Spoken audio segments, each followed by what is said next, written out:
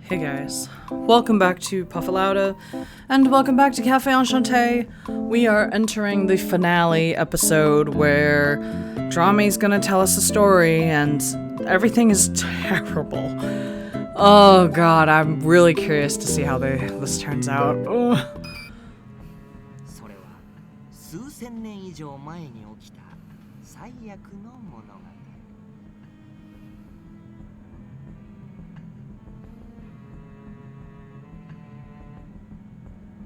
One day, in a frozen place where ferocious beasts lived, suddenly, out of nowhere, pesky beings called humans began to appear.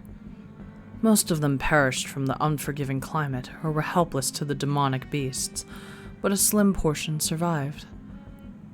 ところが、もともとベスティアには、この地が雪と氷に閉ざされるよりも前、さらにはるか昔から、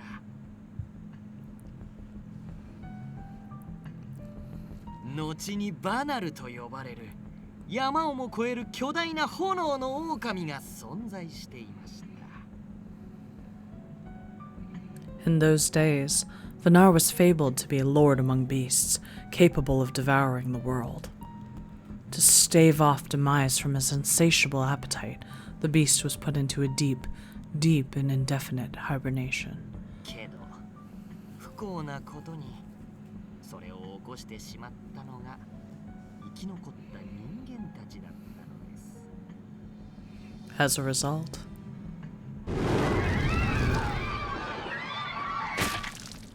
目覚めたバナルは空腹を満たそうと暴れ回り始めました。魔獣も人間も関係なく、目に入ったすべての命を自らの餌として食らい尽くしながら、特に人間の血肉はバナルにとって最高に美味しい大好物とも言える味でした。at least for a little while. Sadly for the big bad wolf, humans with their superior brains formed an alliance with the tribe of beasts. While they paid an immense sacrifice, they managed to subjugate Vinar.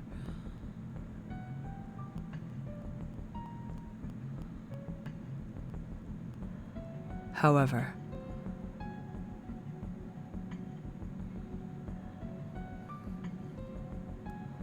Vinar passed his legacy, his vicious, fiery appetite, to his descendants.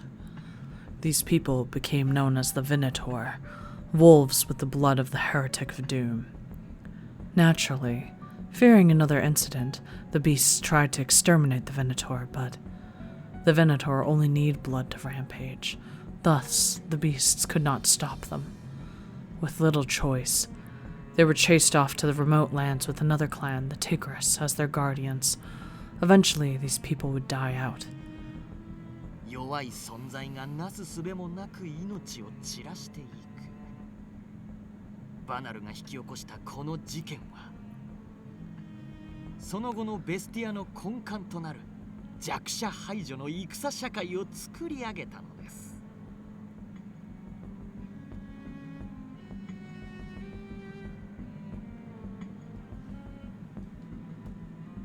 Then, after several thousand years, in other words, the present day,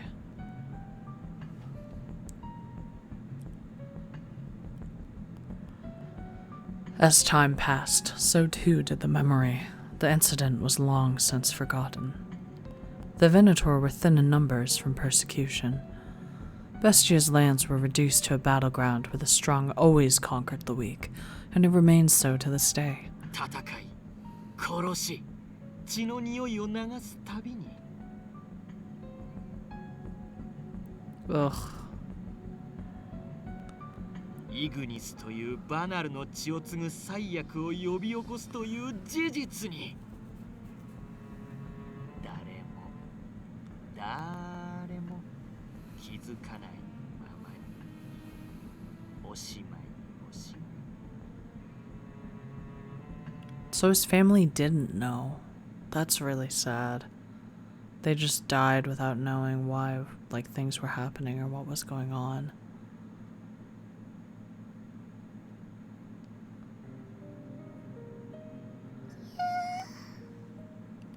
That fateful day never left me. Trami's teaser of a story about the history of Vinar just wouldn't leave my head. Afterward, the werecat put up no resistance and was apprehended by Canis easily. They sent him to the GPM. Ow!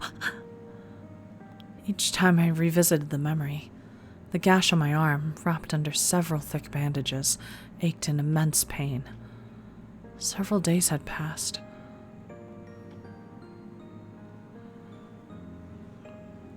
After we somehow managed to return home, I was immediately taken to a hospital.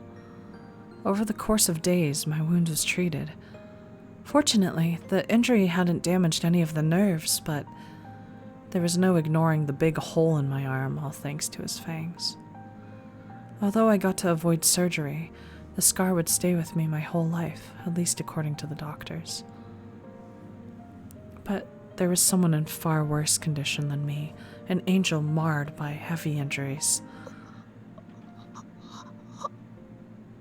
Il had been in a coma the whole time, resting in his bed in an empty room in Enchanté.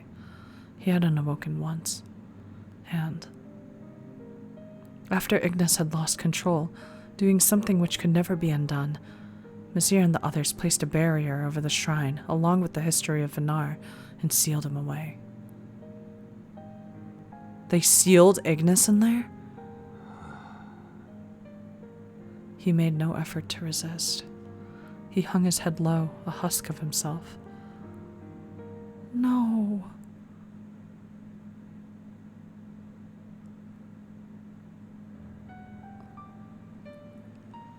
Everyone had gathered at the café, recounting the sequence of events to one another.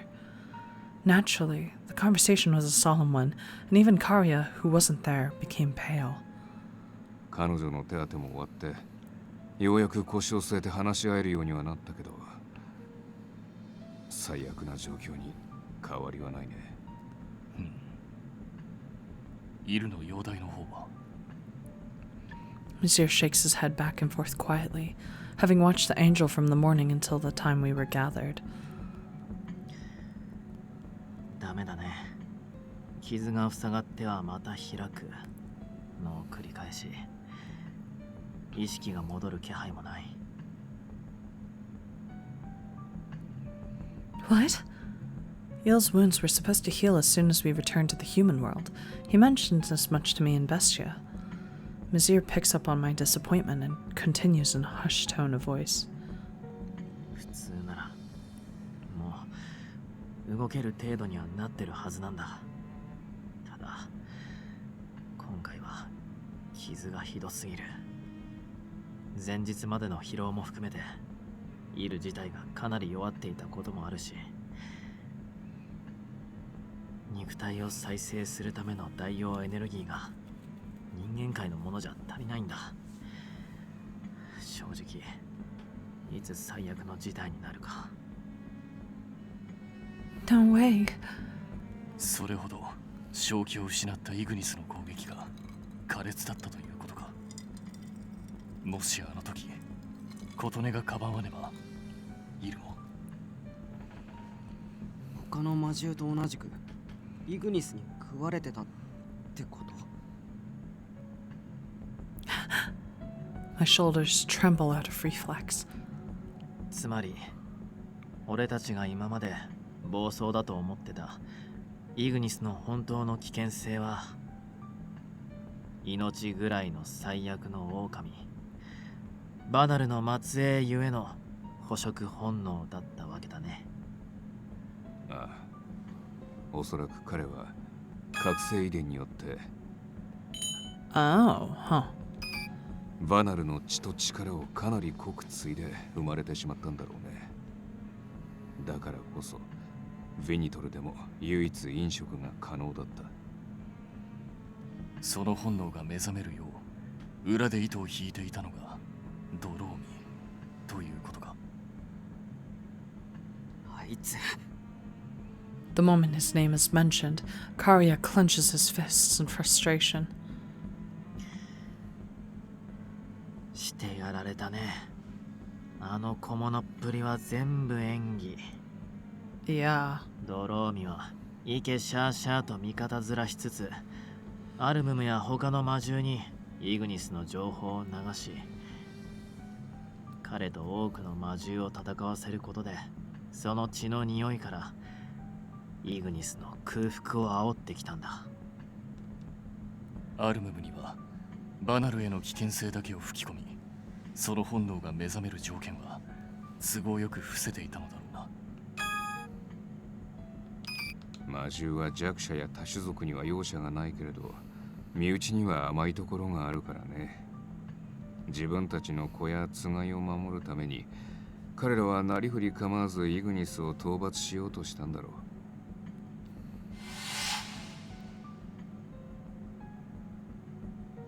One thing explained why the Minotaur had behaved in such a reckless way. Turns out Mikado had already uncovered the thing eating away at their sanity. It was a drug, the origins of which were unknown. Traces of it were found administered to the Minotaur. It warped non-human minds.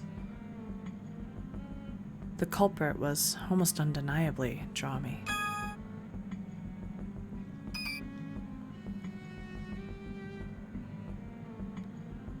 Which also means the person who flung me into the gate to Bestio had to be him as well. The forgotten item at the time was an outright lie. My guess is that he passed through the GPM's wormhole and slipped into Enchanté through the gate. From there, he did his deed, hoping to kill me and make it look like an accident. くそ、あいつ何が目的なんだ。目的ならば大体は察することができる。あの時のことは。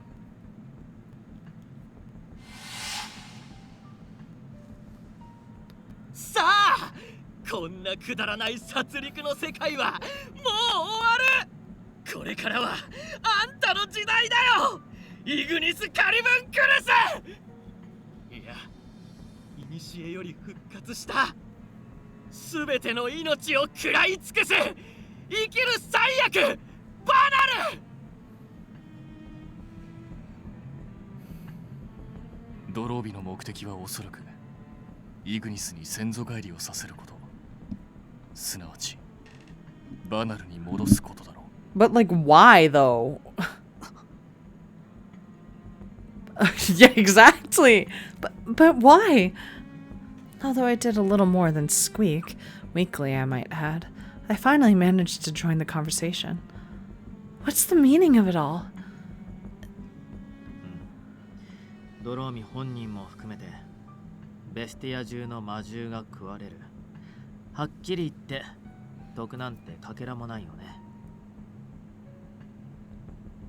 Out of consideration for me, Misyr picked up where I left off, helping me make my point. そのあたりどうなの、リンド。ドローミは何か白状した。それが尋問にはかけているんだけど、案の定こっちをおちょくってばかりでね。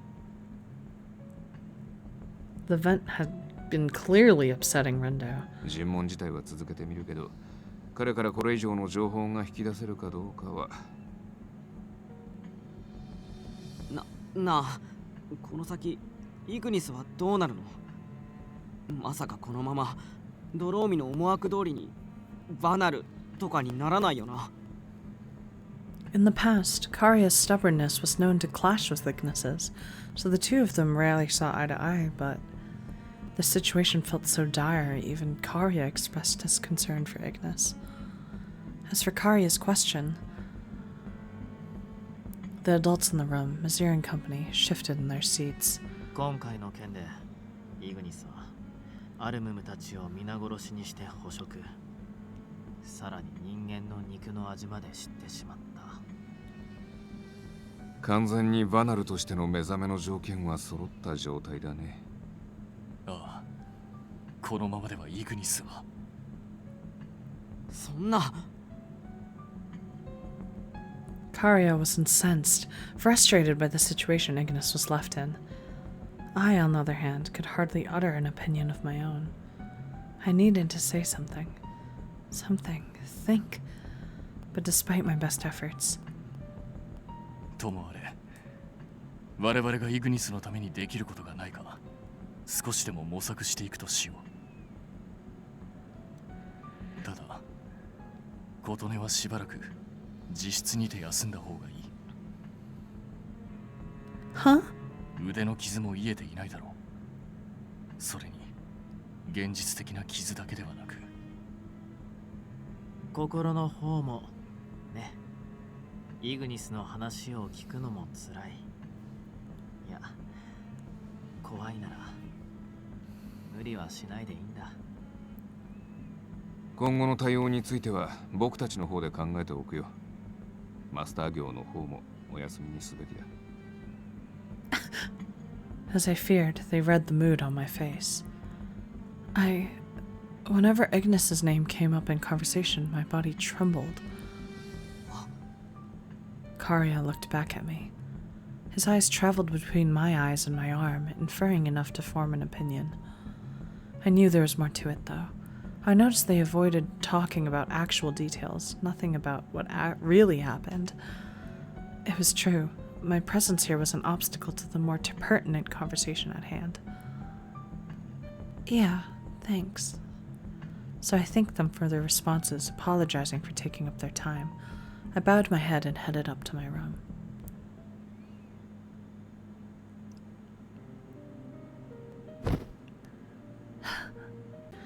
As soon as the door shut behind me, I plopped onto my bed and took Kororo in my arms.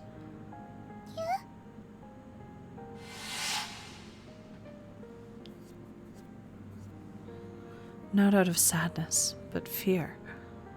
Ignis. Each time I heard his name, each time something reminded me of him, the fear of being devoured possessed me and I trembled. Until that tragedy, I cherished him.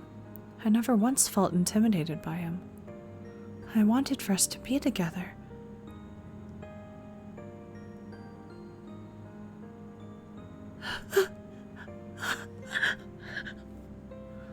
Crying here into my pillow would do nothing.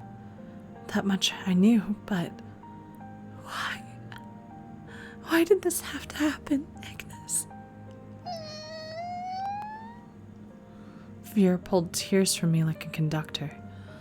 All I could do was cry out in grief, to mourn the injustice of it all.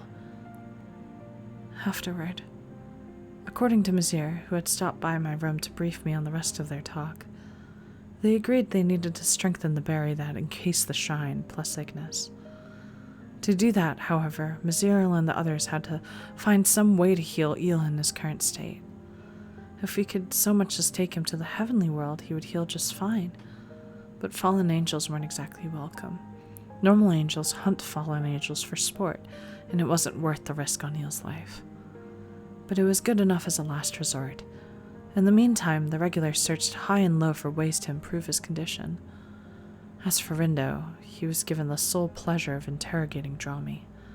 However, even if either endeavor came to something, neither did anything to help Ignis directly, to help manage his dangerous powers.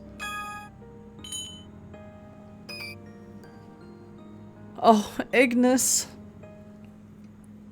Oh no, I feel so bad.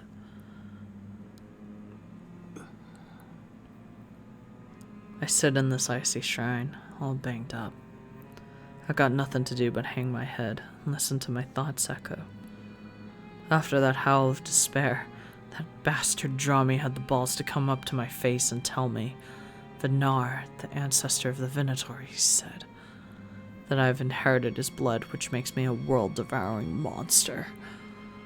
Apparently, I'm a legendary beast reincarnate, one that makes me hungry for flesh. The idea is so repulsive I want to gag, but nothing comes out of my stomach. In other words, I've already digested their flesh and blood and absorbed it all into my body. The thought sinks in. I can't help but feel disgusted by my own body, which until now I had been proud to show off as a symbol of my strength. I see. No wonder they call me a monster.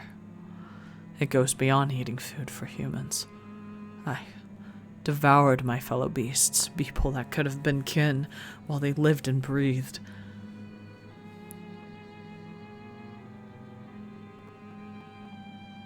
弱い存在がなすすべもなく命を散らしていく。バナルが引き起こしたこの事件は、その後のベスティアの根幹となる弱者排除の戦社会を作り上げたのです。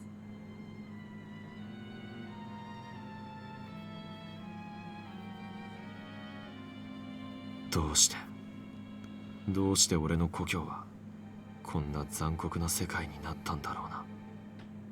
もしはるか昔にその元凶になった奴がいたとしたなら、俺はそいつを一生恨む。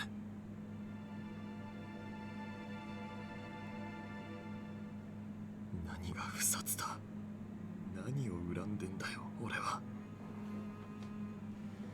んなことほざいていた俺がこの残酷な世界の象徴そのものだったんじゃねえか。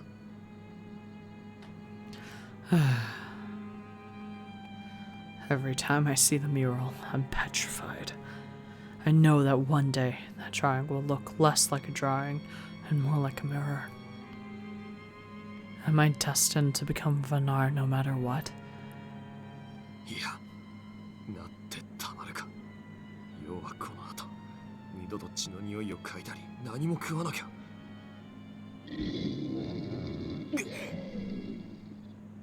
Until now, I had no real need for food, so any cravings I had were superficial, but my stomach let out a terrible growl in the darkness, a desperate, hungry cry. I bend backwards and hug my arms around my torso. I clench my teeth, fighting the desire, but it was useless. I bark into the darkness. I'm hungry. In times like these, the one to feed me was...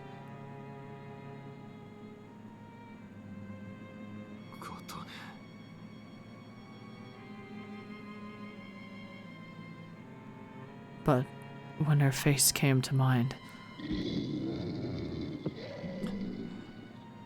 my hunger worsens, and I can't help but gulp uncontrollably.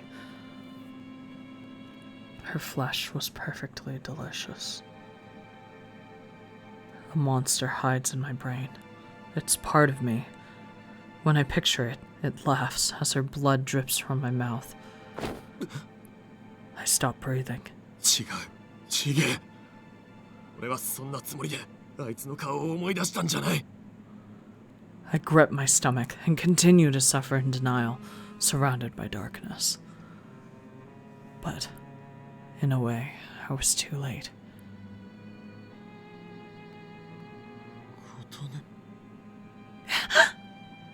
Her flowing blood.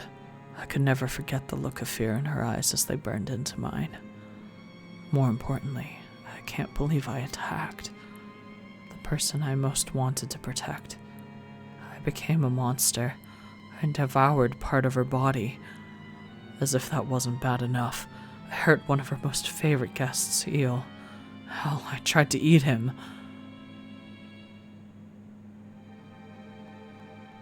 Kaldone trusted me when no one else would. She vouched for me.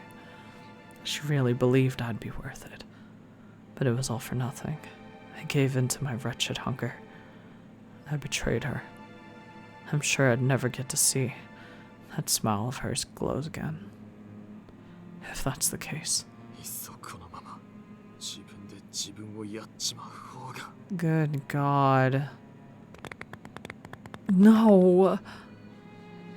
I kicked the idea for a bit in my head until I'd decide to use my own fist to do the deed. But as soon as I place it over my heart to rip it out of my chest, I'm dominated by another feeling, a rabid, beastly hunger, one that chips away at me until I satisfy its craving.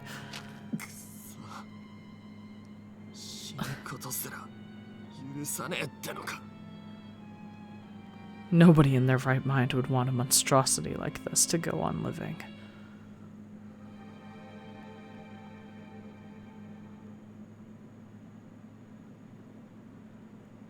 Oh, Ignis. Oh, this is just gonna be the saddest episode. In a remote territory stirs the omens of an awakened calamity, a promise from fate about a tragic, bloody unrest. Yet, out in a nearby desolate ice field, the calamity was a mere passing thought. A small tribe of nomadic beasts struggled to survive in the harsh desert. A young beast with lanky arms patrolled the outskirts of the village, and he turned at the sudden sound of footprints. He lowered his body, assuming an offensive stance, expecting to see a band of raiders. What he saw instead were beasts even smaller than himself. They had long ears, so malnourished they could snap on contact. The young beast regarded them as no threat. He began to ponder. Were they refugees from some random attack? Have they fled here looking for safety? The boy began to pity the small creatures. However, he hesitates to call to them of his own accord. Instead, he chose to observe them, losing himself in thought until one of their rank rocks towards him, crunching the snow beneath her tattered hide shoes. ねえ、ちょっと、あなた。あ、僕。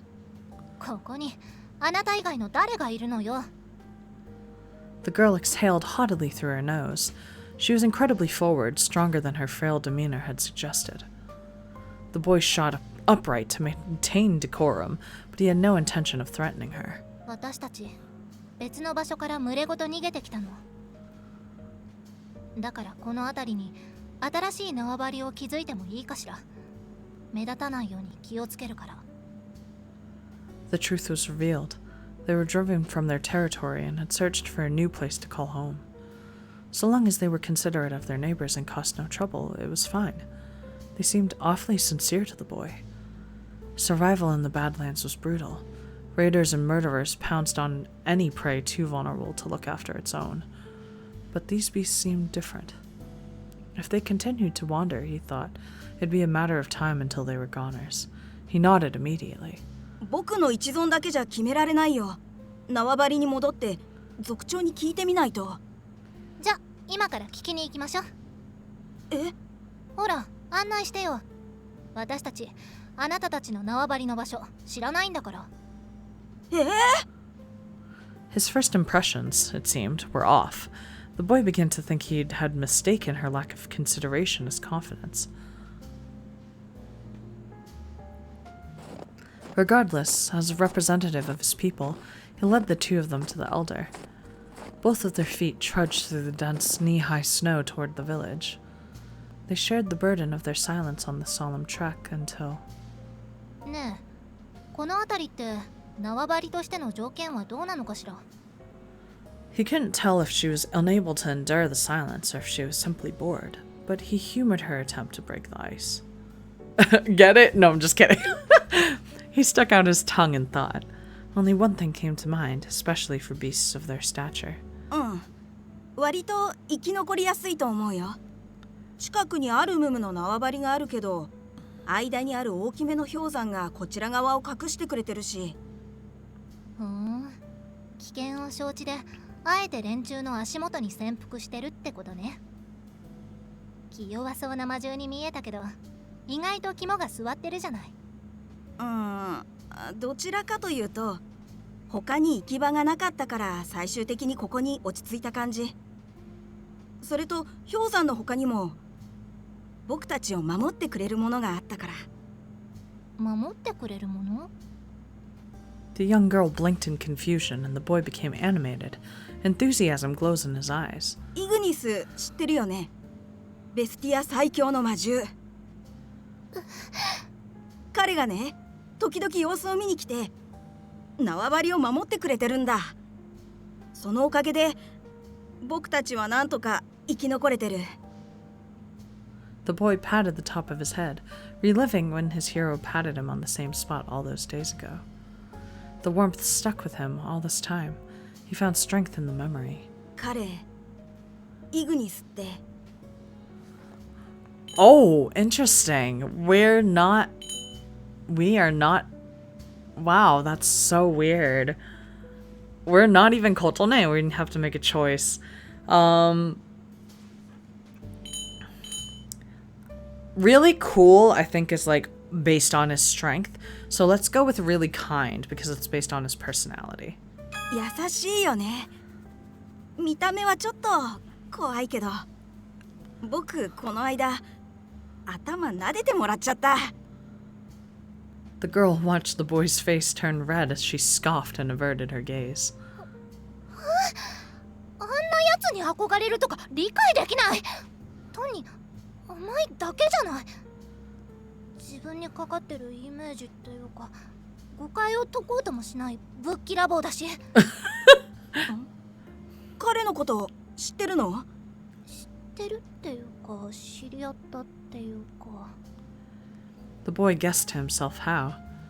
It seemed likely that this young girl was saved by that very same beast, the so-called strongest in Bestia. However, afraid to draw more of her ire, the boy kept quiet, expecting a rebuttal from her were he to mention his guess. The boy was sharp and, in such a short time span, had managed to see her for who she was. また会いたいな。最近姿を見かけないけど、どこにいるんだろう。そういえば、あいつが他の魔獣と戦った噂とか聞かないわね。True, as the girl said, the boy had noticed this too. His strength was undeniable, rendering the fear of losing him to battle to just that, a mindless fear. なんだか嫌な予感がする。イグニスに何もないといいんだけど。余計な心配よ。第一、何かあったところであいつに関する騒動に弱い私たちが関わることなんて万が一にもないんだから。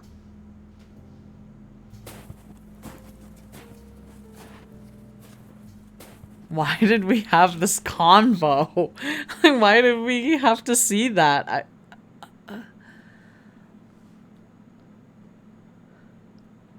God, I want to keep going, but I was thinking that this is gonna be the finale. It's not the finale, I'm sorry.